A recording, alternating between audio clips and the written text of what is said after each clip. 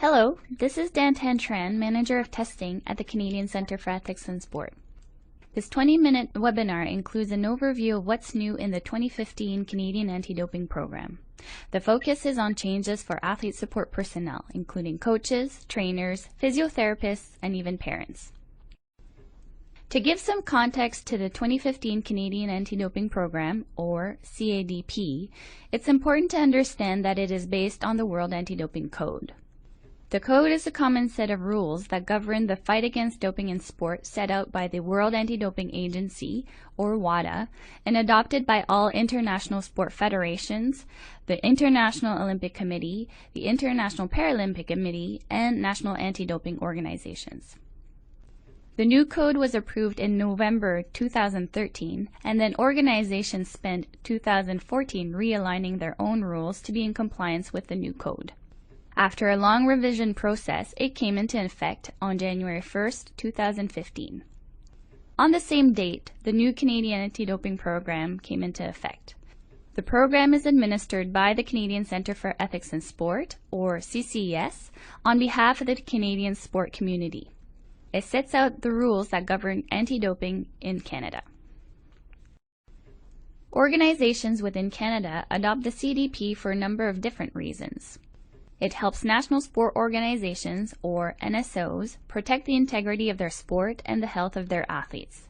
It allows NSOs to meet the requirements of their international federation to have a code-compliant anti-doping program in place. The Canadian Olympic Committee and the Canadian Paralympic Committee also meet their international requirements through the CADP. Adoption of the CADP is mandatory to be eligible for Sport Canada funding. The CADP is made up of 6 elements: value proposition, jurisdiction application, education and athlete services, science, including the laboratory where samples are analyzed, testing program, results, hearings and appeals, investigations, and intelligence. The CADP applies to a very broad group of people across the country. While its jurisdiction extends to anyone who is a member of an NSO that has adopted the CADP, starting in 2015, the focus of the CADP services is on the National Athlete Pool, or NAP. The CCS has worked with each NSO with athletes as members to identify the athletes to whom resources would be best allocated. Narrowing the focus of the CADP's applications to NAP athletes ensures we are providing testing, education, and other services to the right group of people, so we can do the best job with the resource that we have. The CADP also applies to athlete support personnel, a broad category that includes coaches, trainers, physiotherapists, and even parents. Let's look more closely at the key rule changes in the 2015 CADP. Education is now mandatory for each member of the NAP. It is also a requirement for a group of athlete support personnel who are identified by their NSO as those who would benefit the most from education. The main tool used for education is the True Sport Clean 101 e-learning program, a 60-minute online course. The course is made up of several modules covering different anti-doping topics, such as the prohibited list and sample collection procedures, and can be completed in one or several sessions.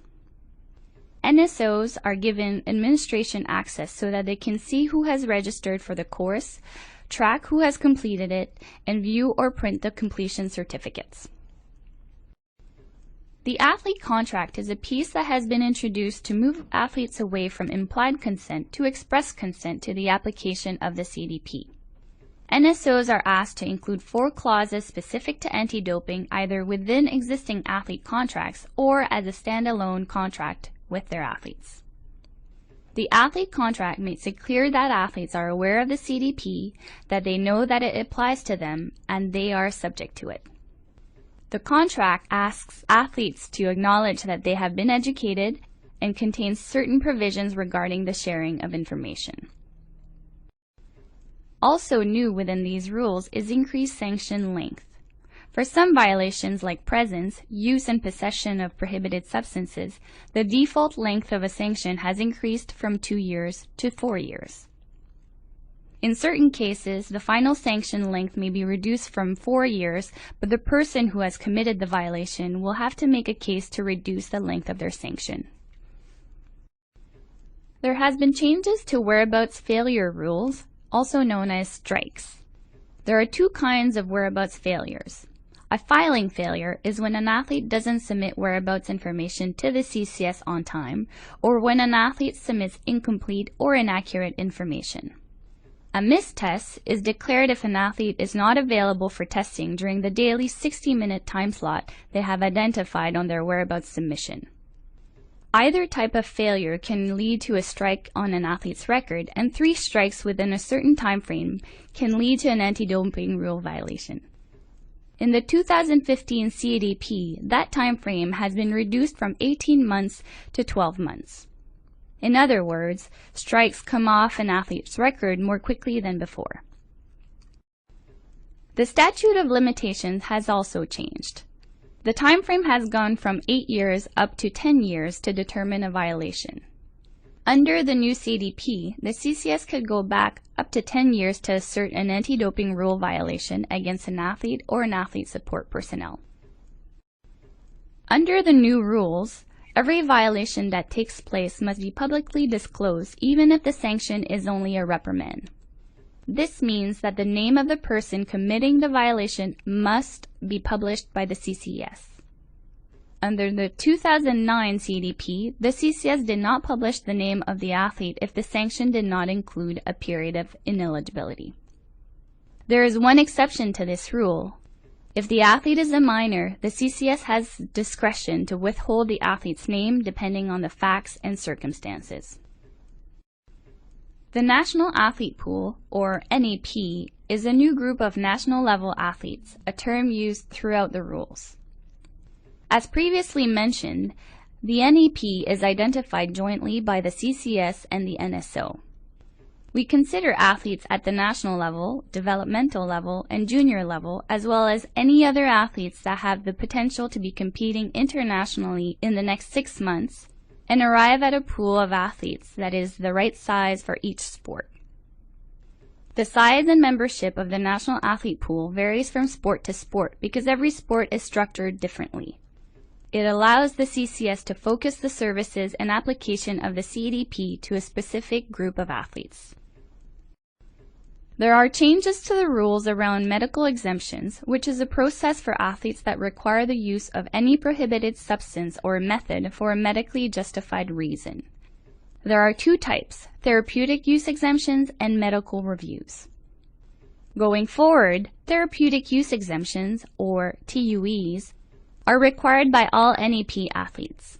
They will need to apply to the CCS for a TUE through the full TUE process. International level athletes who are not in the NAP will continue to apply through their international federation. The medical review, which is a shorter post-doping control process that was quite common under the 2009 CADP, is still available but only for certain athletes. Under the 2015 CADP, the medical review is only available for student athletes, specifically those who compete for the Canadian Inter-University Sport, the CIS, or Canadian Collegiate Athletics Association, the CCAA, and only if the athlete is not part of the National Athlete Pool for their sport. WADA has introduced a new technical document for sport-specific analysis. It outlines the mandatory minimum levels of testing in certain sports and certain disciplines, and the requirements for different types of analysis that must be conducted within those sports and disciplines. It provides, for example, the minimum percentages of total tests that must be subject to analysis for EPO and human growth hormone. There are also a number of rule changes that are of particular interest to athlete support personnel. The definition of an athlete support personnel has a pretty wide scope.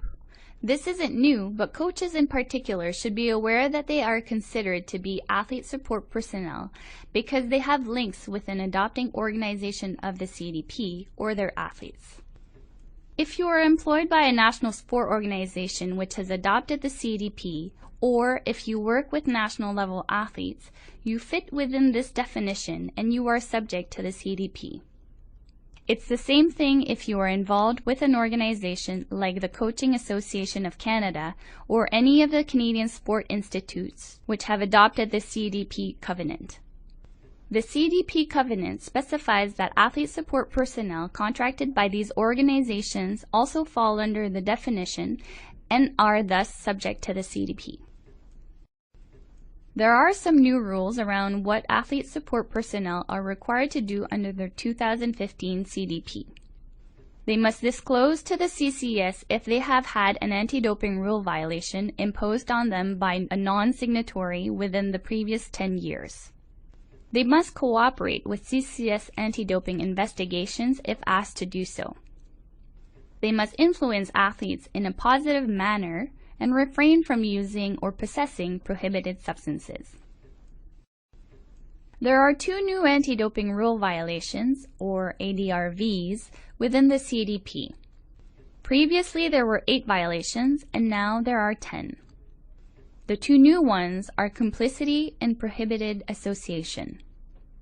Complicity is defined as conspiring or covering up an anti-doping rule violation, hiding that an anti-doping rule violation is taking place in an attempt to prevent it from being discovered.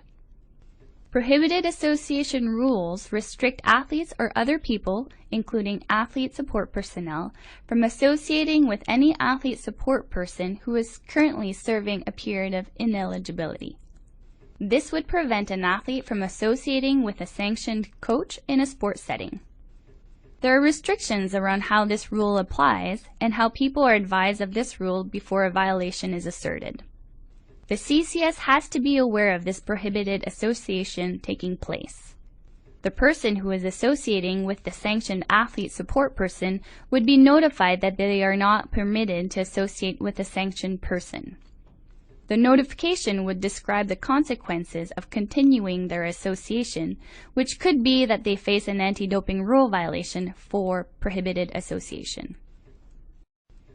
There are new criteria for athletes returning to training after they have served a period of ineligibility. That's defined as the shorter of either the last 2 months of the period or the last 1 quarter of the period of ineligibility that was imposed. That's to allow for athletes to return to the environments that they need to access to train and return to competition. For example, a ski jumper would need access to the training facility, namely the ski jump, where they could properly train because during a period of ineligibility, an athlete is not permitted to train or use sport facilities. This new rule loosens that restriction and allows for a time period where they can return to these areas to resume their training. There is also an increased focus on intelligence within the new rules. All potential violations must now be investigated. It's important to know that investigations are an important new focus and a new wave of trying to find anti-doping rule violations without necessarily having a positive test. The CCS offers a number of resources to help the sport community navigate through the anti-doping rules. All are available in both English and French. Our central resource is our website at www.cces.ca. It contains comprehensive information on all aspects of the CADP and is the home to our medical exemption wizard. We publish advisory notes to highlight important changes to the public. Subscribe to them from our website to stay current. We are available during business hours at 1-800-672-7775 and by email at info@cces.ca. Our confidential and anonymous report doping hotline can be accessed at 1-800-710-CCES. Global DRO is an online substance inquiry